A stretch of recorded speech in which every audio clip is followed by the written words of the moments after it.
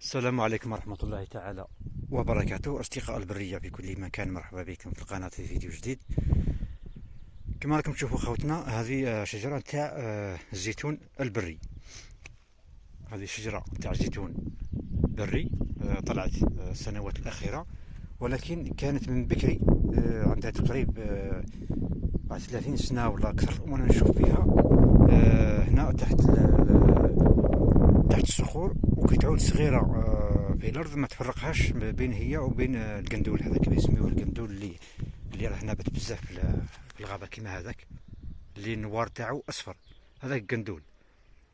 والزيتون البري يشبه له، يعني كيعود صغير هكذا ونابت في الجبل بين الكيفان، ما تعرفوش باللي راه زيتون بري حتى يكبر ويدير الاغصان ويبدا يدير النوار تاعو، باش تعرفوا باللي راه زيتون بري. بكري كيفاه كان، شوفوا بكري كان صغير كيما هذا، كما راكم تشوفوا كان صغير كيما هذا، كما راكم تشوفوا. دوك هذا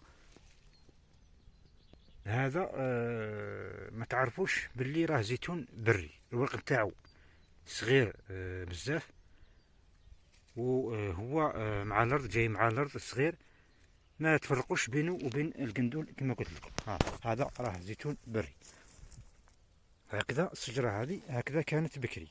شافي كي كنت صغير نجي هنا نصح هنا ونلعب هنا، نلقاها كيما هذه. وكاين بزاف اشجار مع هذا الروشي هذا كما راكم تشوفوا.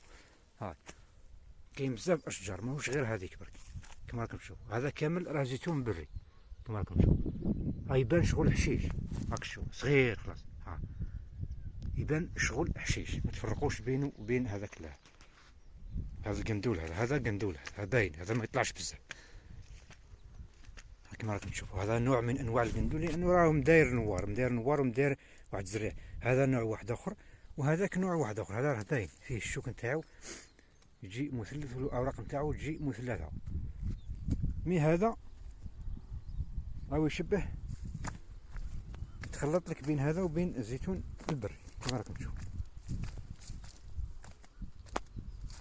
كما راكم تشوفوا دوك لو كان هبطوا تحت هنا الفوق، راك باين الفوق، راه باين. هاو الورق نتاعو باين زيتون، هاو مداير نوار، باين زيتون بري. بصح لو كان تهبط لتحت، شوف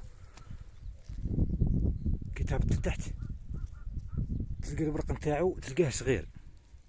شوف لتحت خلاص، كي نهبطوا لتحت خلاص، شوف كما قلت لكم، كي تهبط لتحت خلاص تلقاه صغير. دوك الشجرة هذه كانت بكري، كانت كيما هذه، كيما هكا، كيما هذه صغيرة. نجيو نصرحو هنا نلعبو هنا، ما على بالناش بلي راهي قندل، بلي راها زيتون بري. حتى طلعت ربي يبارك، شوف كيفاه طلعت ولات شجرة كبيرة.